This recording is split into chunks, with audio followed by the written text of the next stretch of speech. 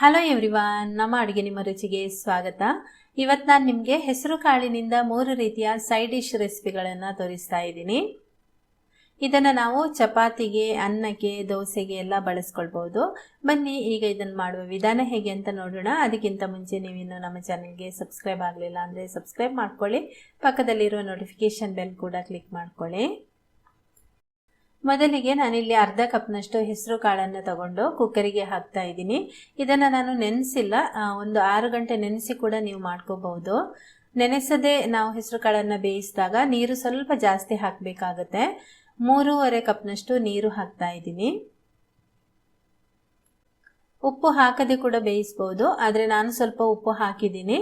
ನಂತರ cooker lid close ಮಾಡಿ ಇದನ್ನು 5 ವಿಷಲ್ ಮಾಡ್ಕೊಳ್ತಾ ಇದ್ದೀನಿ. ಹೆಸರು ಕಾಳು ನೆನೆಸಿಟ್ಟು ಮಾಡೋದಾದರೆ 1 ವಿಷಲ್ ಸಾಕಾಗುತ್ತೆ. ಮಸಾಲೆ ರುಬ್ಬೋದಕ್ಕೆ ಅರ್ಧ ಕಪ್ನಷ್ಟು ತೆಂಗಿನ ತುರಿ ಹಾಕ್ತಾ ಇದ್ದೀನಿ. ನಂತರ 2 ಟೊಮೆಟೊ, 1 ಈರುಳ್ಳಿಯನ್ನು ಹಾಕ್ತಾ ಇದ್ದೀನಿ. ದೊಡ್ಡ ಸ್ಪೂನ್ನಲ್ಲಿ 1.5 ಸ್ಪೂನ್ನಷ್ಟು ಅಚ್ಚ ಖಾರದ ಪುಡಿ, 1.5 ಟೀ ಸ್ಪೂನ್ನಷ್ಟು ಧನಿಯಾ ಪುಡಿ ಹಾಕ್ತಾ ಇದ್ದೀನಿ. ಅರ್ಧ ಟೀ ಚಮಚ ಗರಂ ಮಸಾಲ ಪುಡಿ, ಇದರ ಬದಲು ನೀವು ಬೇಕಾದರೆ ಚಕ್ಕೆ ಲವಂಗ ಕೂಡ ಹಾಕೋಬಹುದು.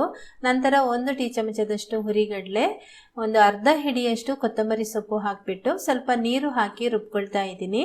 ಇದಕ್ಕೆ ಒಂದು ಸ್ವಲ್ಪ ಶುಂಠಿ ಮತ್ತು ಬೆಳ್ಳುಳ್ಳಿ ಕೂಡ ಹಾಕಬೇಕಿತ್ತು, ನಾನು ಮರೆತು ಹೋಗಿ ಅರ್ಧ ರುಬ್ಬಿ ಆದಮೇಲೆ ಈ ಶುಂಠಿ ಬೆಳ್ಳುಳ್ಳಿಯನ್ನು ಹಾಕ್ತಾ ಇದ್ದೀನಿ. ಒಂದು 10 ಹೆಸಳು ಬೆಳ್ಳುಳ್ಳಿ, ಆಮೇಲೆ ಒಂದು ಅರ್ಧ ಇಂಚು ಗಾತ್ರದಷ್ಟು ಶುಂಠಿಯನ್ನು ಹಾಕಿ ರುಬ್ಕೊಂಡಿದ್ದೀನಿ. ನೀವು ಒಟ್ಟಿಗೆನೆ ಹಾಕೊಂಡು ರುಬ್ಕೊಳ್ಳಿ. ಈಗ ಇದು ರುಬ್ಬಿ ರೆಡಿಯಾಗಿದೆ ಮಸಾಲೆ. ಈ ರೀತಿ ನುಣ್ಣಗೆ ರುಬ್ಕೋಬೇಕು. ಹೆಸರು ಕಾಳು ಕೂಡ ಈಗ ಚೆನ್ನಾಗಿ ಬೆಂದಿದೆ. ಇಷ್ಟು ನಿಮಗೆ ಬೇಯೋದು ಬೇಡ ಅಂದರೆ ಸ್ವಲ್ಪ ಹದವಾಗಿ ಬೇಯಿಸ್ಕೊಳ್ಳಿ. ನಾನಿದನ್ನು ದಾಲ್ ಎಲ್ಲ ಮಾಡ್ತೀವಲ್ವ, ಆ ರೀತಿ ಬೇಯಿಸ್ಕೊಂಡಿದ್ದೀನಿ. ಈಗ ನಾನೊಂದು ಮಣ್ಣಿನ ಪಾತ್ರೆ ಇಟ್ಕೊಂಡು ಅದಕ್ಕೆ ಒಂದು ಸ್ವಲ್ಪ ಎಣ್ಣೆ ಹಾಕೊಂಡಿದ್ದೀನಿ.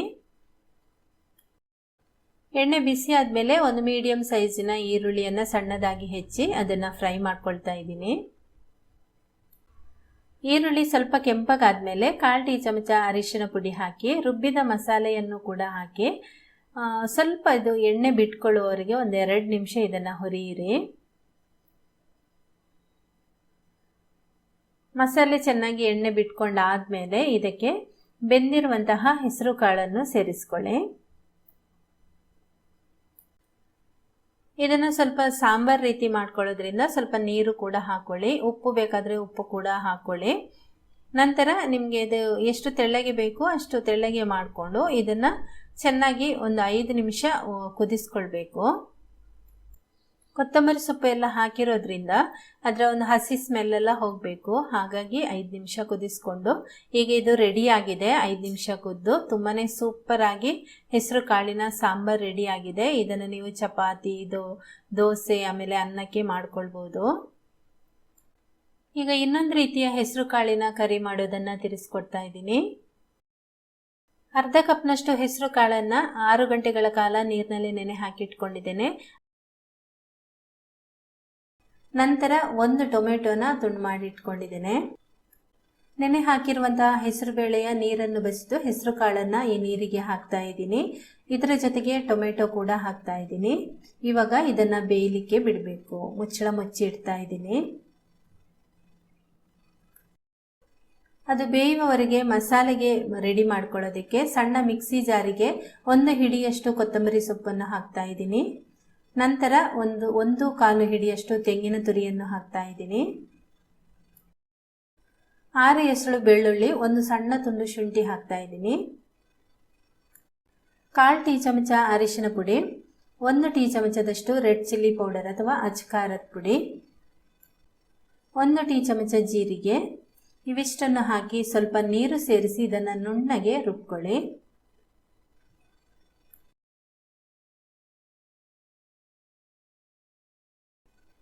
ಈಗ ಈ ಮಸಾಲೆ ರುಬ್ಬಿ ರೆಡಿಯಾಗಿದೆ. ನಾವು ಚಟ್ನಿಗೆಲ್ಲ ಯಾವ ರೀತಿ ರುಬ್ಕೋತೀವಿ ಆ ರೀತಿ ರುಬ್ಕೊಳ್ಬೇಕು.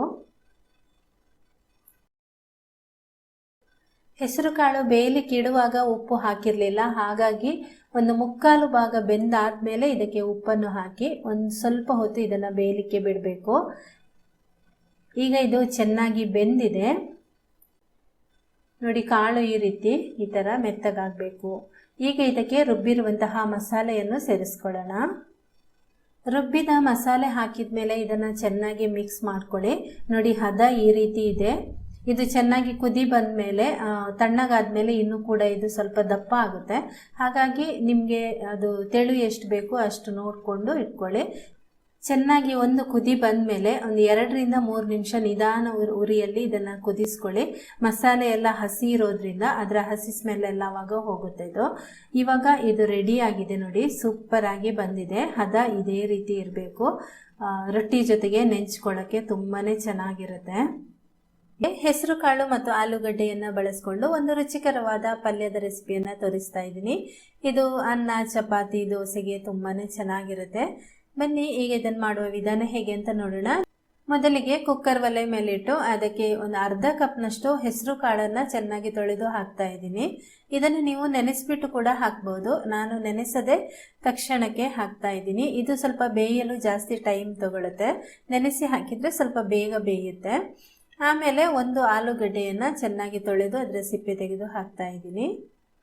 ನಂತರ ಇದಕ್ಕೆ 2 ಲೋಟದಷ್ಟು ನೀರು ಹಾಕ್ತಾ ಇದ್ದೀನಿ. ಅದೇ ನೀವು ನೆನೆಸಿ ಹಾಕಿದರೆ ಸ್ವಲ್ಪ ನೀರು ಕಮ್ಮಿ ಬಳಸ್ಬೋದು. ನೆನೆಸದೆ ಹಾಕಿದರೆ ಅದಕ್ಕೆ ನೀರು ಸ್ವಲ್ಪ ಜಾಸ್ತಿ ಬೇಕಾಗುತ್ತೆ. ನಂತರ ಸ್ವಲ್ಪ ಉಪ್ಪು ಸೇರಿಸಿ ಮುಚ್ಚಳ ಮುಚ್ಚಿ 3 ಅಥವಾ 4 ವಿಷಲ್ ಮಾಡ್ಕೊಳ್ಳಿ. 4 ವಿಷಲ್ ಮಾಡ್ಕೊಂಡಿದ್ದೀನಿ. ತಣ್ಣಗಾಗಿದೆ. ಹಾಗೆಯೇ ಆಲೂಗಡ್ಡೆ ಎಲ್ಲ ತುಂಬ ಚೆನ್ನಾಗಿ ಬೆಂದಿದೆ. ಹೆಸರು ಕಾಳು ತುಂಬ ಜಾಸ್ತಿ ಅತಿಯಾಗಿ ಬೇಯೋದು ಬೇಡ, ಅದು ಸ್ವಲ್ಪ ಮೆತ್ತಗಾದರೆ ಸಾಕು. ಈಗ ಆಲೂಗಡ್ಡೆನ ಈ ರೀತಿ ಕೈಯಲ್ಲೇ ಪುಡಿ ಪುಡಿ ಮಾಡಿಕೊಂಡು ಒಂದು ತಟ್ಟೆಯಲ್ಲಿ ಇಡ್ತಾ ಇದ್ದೀನಿ. ನಂತರ ಒಂದು ಬಾಣಲೆನ ಒಲೆ ಮೇಲಿಟ್ಟು ಅದಕ್ಕೆ ಒಂದು 3 ಸ್ಪೂನ್ನಷ್ಟು ಎಣ್ಣೆ ಹಾಕ್ತಾ ಇದ್ದೀನಿ. ಎಣ್ಣೆ ಬಿಸಿ ಆದಮೇಲೆ ಅರ್ಧ ಟೀ ಚಮಚದಷ್ಟು ಸಾಸಿವೆ ಹಾಕಿ, ಸಾಸಿವೆ ಸ್ವಲ್ಪ ಚಟಪಟ ಅಂತ ಅನ್ಬೇಕು. ಆವಾಗ ಅರ್ಧ ಟೀ ಚಮಚದಷ್ಟು ಜೀರಿಗೆಯನ್ನು ಹಾಕ್ತಾ ಇದ್ದೀನಿ. ಆಮೇಲೆ ಒಂದು ಈರುಳ್ಳಿಯನ್ನು ಉದ್ದಕ್ಕೆ ಹೆಚ್ಚಿ ಹಾಕ್ತಾ ಇದ್ದೀನಿ. ನಂತರ ಇದನ್ನು ಒಂದು ಸ್ವಲ್ಪ ಹೊತ್ತು ಫ್ರೈ ಮಾಡ್ಕೊಳ್ಳೋಣ. ಈರುಳ್ಳಿ ನೀವು ಸಣ್ಣಗೆ ಹೆಚ್ಚಿ ಕೂಡ ಹಾಕ್ಬೋದು.